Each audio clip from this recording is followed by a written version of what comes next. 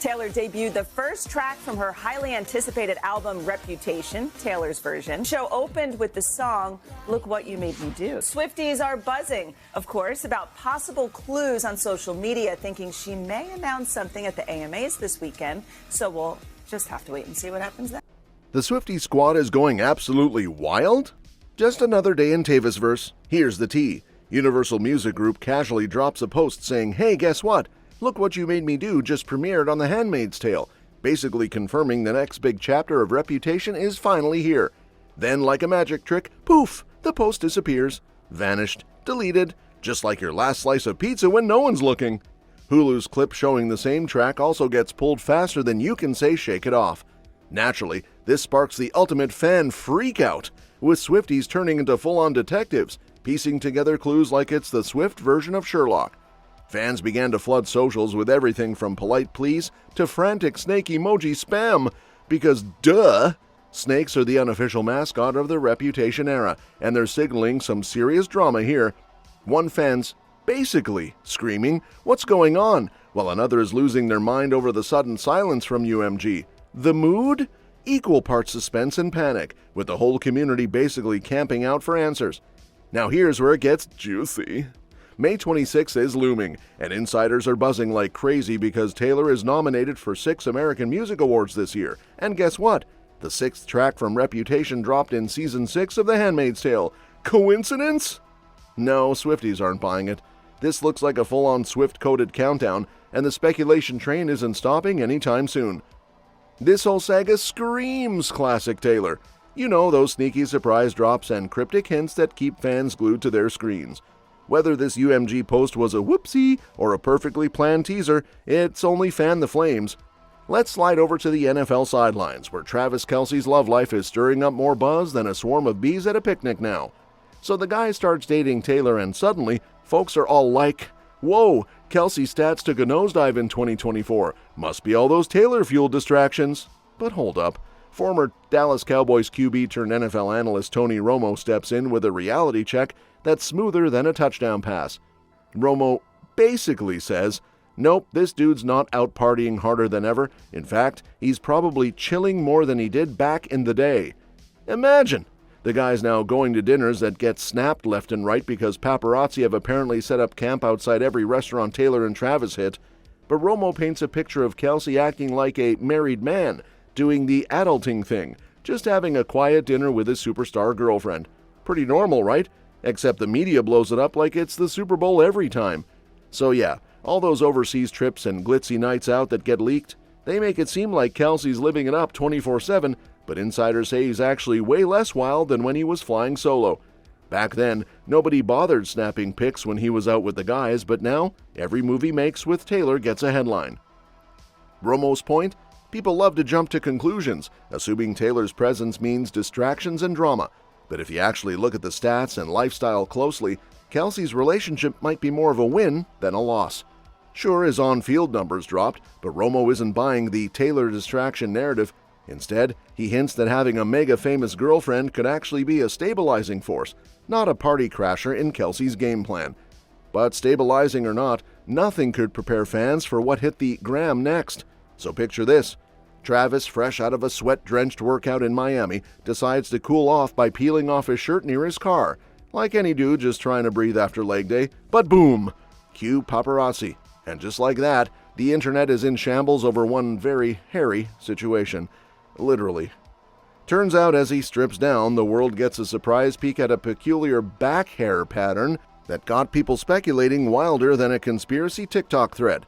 One brave soul swears it looks like Taylor tried to wax him midway and just gave up halfway through, like a DIY gone terribly rogue.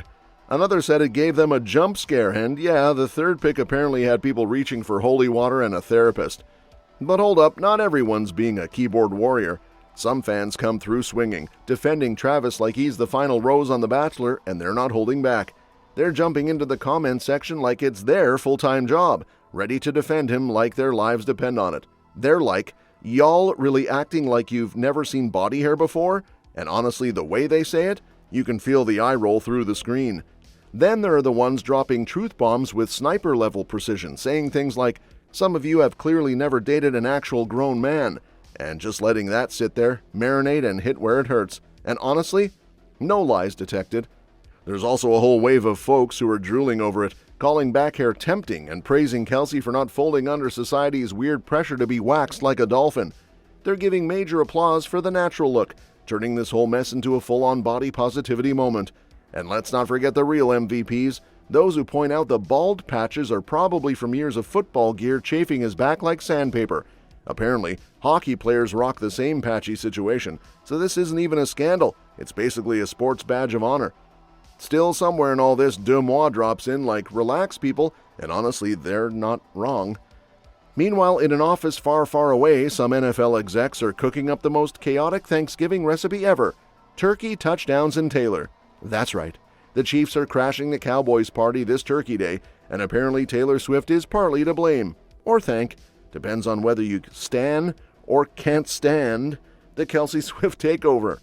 Word on the street, well, actually from some very chatty insiders, is that the league practically broke out the glitter and friendship bracelets when planning this one. Forget the mashed potatoes, they're serving primetime drama with a side of romance and a sprinkle of pop culture overload. The NFL's Vice President of Broadcasting, Mike North, even let it slip that the Chiefs have officially leapfrogged the Cowboys as the NFL's main character. Wild, right? The Dallas crew used to be the Beyoncé of football. Now they're sharing the spotlight with Casey and their sparkly +1. It's not just Mahomes slinging passes that has the league hyped. Kelsey dating Taylor has basically transformed the Chiefs into the Kardashians of football. Must see no matter what's happening on the field. Insiders say this year's Thanksgiving game is set to be pure TV crack. Think Dak versus Mahomes, end zone drama, and a stadium filled with more Swifties than actual football fans. There's even whispering about Taylor maybe singing the anthem, because why not turn a football game into a full-blown concert? And get this, KC's got 7 primetime games lined up this season, as if their schedule was planned by a fan account. The NFL isn't even trying to pretend anymore. They're riding the Travis Taylor train straight into ratings gold. So now, instead of just arguing over stuffing versus mashed potatoes, families can debate whether Taylor's relationship is helping or hexing the Chiefs. But while the NFL's treating Swift like the golden goose of football, someone clearly missed the PR memo in Washington. Enter the Commanders' president, Mark Klaus.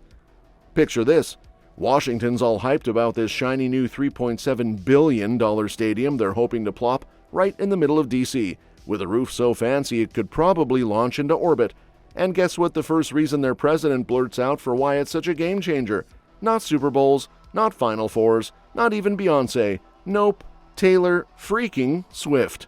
My guy is basically pitching this mega complex like it's her personal concert hall. He's talking about WrestleMania, the Final Four, and Swifties in the same breath, like it's one giant episode of America's Got Stadiums.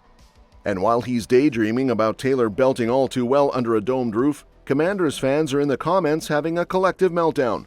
One dude wants to know why they're not protecting their new QB from hypothermia instead.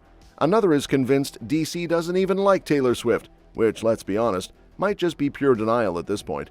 It's chaos! Full-on comment section warfare! People are accusing the front office of selling their souls to Eras Tour capitalism and forgetting the whole football part of being a football team. Some fans even claim Swift won't be relevant by the time the stadium is built, which, let's be real, is as bold as saying the sky might stop being blue.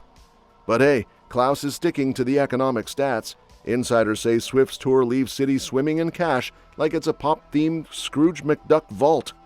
Still, DC's diehards just want a stadium that screams gridiron greatness, not glitter and choreography.